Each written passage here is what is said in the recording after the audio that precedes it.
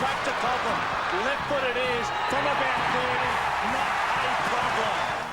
A great goal to Mark Coughlan as the Tigers rack up their third victory on the trot. Hello and welcome to On the Couch this Easter Monday. Tonight, Peter Swab will join us, but so too will the man voted best on ground, the very same Mark Coughlan. Before we talk to Mark, it's a very happy Easter to everybody watching, and also to you, Woolsey and Mike Shearn. I know, Woolsey, you're a demon on the chocolates. What about yourself, Mike? Just a demon, forget the chocolates, Jared. Woolsey, the Tigers are fourth. Can you believe it? Well, they lost the first game. They came under a lot of scrutiny, and then they put 3 wins together, and they're looking the goods. I saw them today. I thought they hit in really hard, but I thought Thursday night's game between Brisbane and Collingwood, the first half, was as good a brand of football as you could wish to see. Well, we will be talking about that match later on, but time now to address the game that was at Telstra Dome today, where the Tigers have now put 3 wins together to be 4th on the table of the AFL ladder, and who would have believed that some 3 weeks ago. But Mark Coughlan, one of the shining lights of the Tigers, joins us on the couch for the first time. Mark, welcome and congratulations on not only today's form, but your start in AFL footy.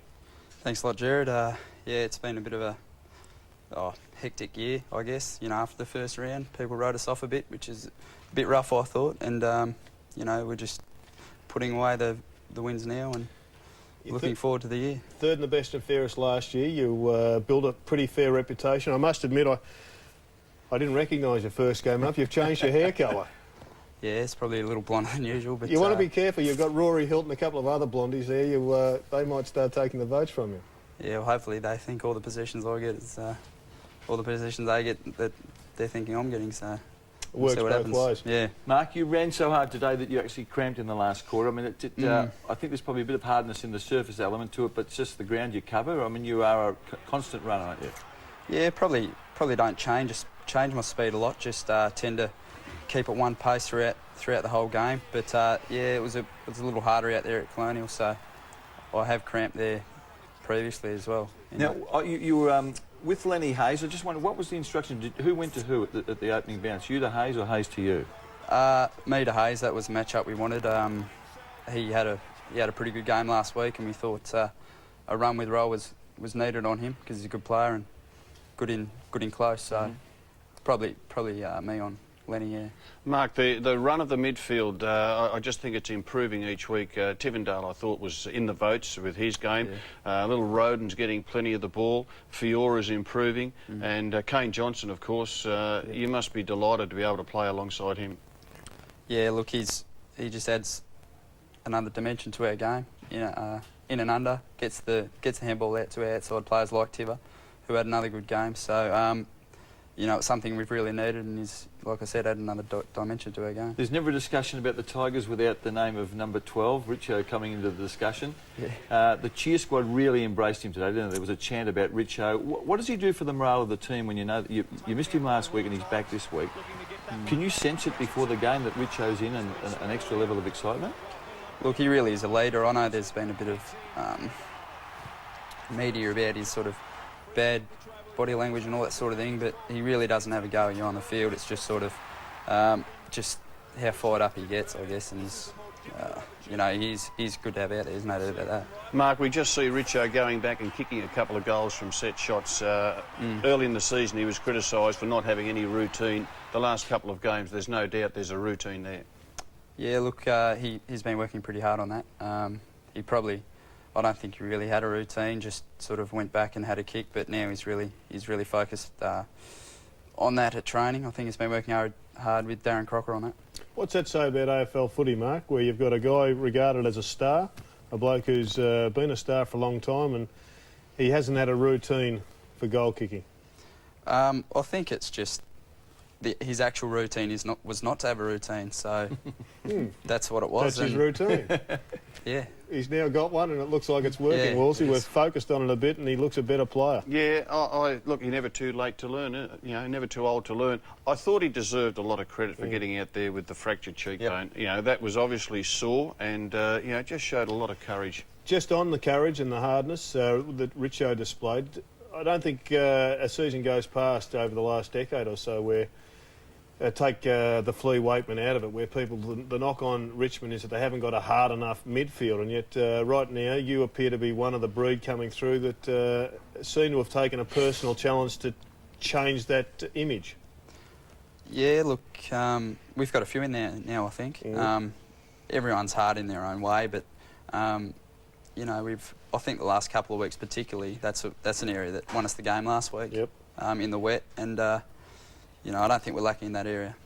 Mike, Joel Bowden today, I thought he played a really good game. He probably kicked the goal of the game. He did. You're one who's been critical of him. Yeah, not critical of his ability to play the game, Wolsey. Just, I think, body language or intensity, I've thought that it's never been quite as much as it should have. Now, Joel will, I'm sure, would dispute that. That's the ability of this bloke. I wasn't surprised that he can do that, but I just haven't seen enough of it consistently for someone who came into football and had such a big rap on him early on. It's just party trick, wasn't it? Yeah, and he was pretty excited about it, wasn't he? He doesn't usually show that much emotion on the footy field. No, he doesn't. It was a great goal. I was just standing there watching him for a while there, but Well, he knows he's just picked up an Essendon Patrol, perhaps, with the goal of the year. And Mark, take us to the last quarter, the early part. It looked from where we were watching that you had the wobbles, that if St Kilda had a kick straight, you were going to be really under the acid. Did you sense it out there?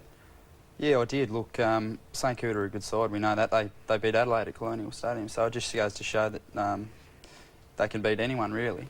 Stephen Milne and Nick Revolt up forward looked quite dangerous, particularly Milne in that last quarter. And a six-goal lead at three-quarter time isn't enough at Colonial or anywhere these days, I don't think. Looked like you had a set plan, listening to Robert Walsh today, that every time Stephen Milne got the ball, he was to be addressed physically. Yeah, look, he's such a dangerous forward. Just when he gets the ball, he obviously doesn't mind having a look at the goal. So you've just got to get around him and support. Probably one player on him isn't enough. You almost need a few more players getting in there and applying that pressure. The pressures appeared to push the Saints sideways a lot, Rob. Yeah, they were indirect. They took the ball wide, and some of their disposal was pretty sloppy. We see some examples of it here. And even Robert Harvey, there were times he surprisingly went wide and macked up with a few of his kicks. And we see Xavier Clark here, well, he's just being run into a corner. And full credit to the Tigers. Wasn't that terrific tackle there at the end? Mark, did you feel that you forced them back to go that way because you flooded back, or is their natural style to just try to go to square it and get some room to move? Yeah, gee, I think they don't mind going short. That's my opinion. And when we didn't have possession of the ball, it was just one-on-one. Let's man them up and try to stop them from those easy targets, hitting them up. Mark, I tipped you in round one. Since then, I've dropped right off the Tigers. But it just does appear as if round four, Rob and Mike, has just once again emphasised what a nightmare it has been for various sides. If you just have a look at some of the fluctuations in just 2 weeks of footy. Kangaroos, they drew to the Almighty. Last week, they lost by 45 today to Fremantle. Yesterday. Geelong, there's a massive difference there in their performance. Melbourne, they won a handsome victory and then they put in their worst performance. The West Coast, they won by 70 points, lost by 33. The Blues, they couldn't have been worse yesterday and yet they were so impressive last week. Hawthorn, written off last week. This week, an outstanding victory. And Freo, well, they are just an example of, I think, the case in point. And Freo aren't the only chopping box when they come to Melbourne. There's plenty of Melbourne-side chopping box when they go to Perth and Adelaide. Well, I think Freo are a 6-goal better side when they play at home. They've proven that over the last couple of years. I think the other good thing about what we see there, though, is that we're 4 rounds into the season. We haven't got one team that's won every game, and there's not one team that's lost every game. So it's pretty even, and I think that's good for the game. Now, you're 2 from 2 at Telstra this year. A much better record than you had there last year. Do you enjoy playing there? I do. Probably not as much as the MCG, I've got to say, but you know, I think with our tall forwards, it does suit our game style a little bit. I had a call from a bloke this afternoon who was watching the game on telly in Brisbane. Said he had huge difficulty seeing because of the light and shade, and we've had that debate about the roof before. As a player, was today, the brightness of today, did that cause you any problems, or any more than you would have had at the MCG? honestly, no, none whatsoever. No. There were other problems, though, Mike, at Telstra very quickly. There were, Jared. It needs to be addressed. Well, look, I've got some sympathy for the stadium in this context. I mean, that's a sight that none of us wants to see. People standing in a queue to give you their money to get in to watch a game of football.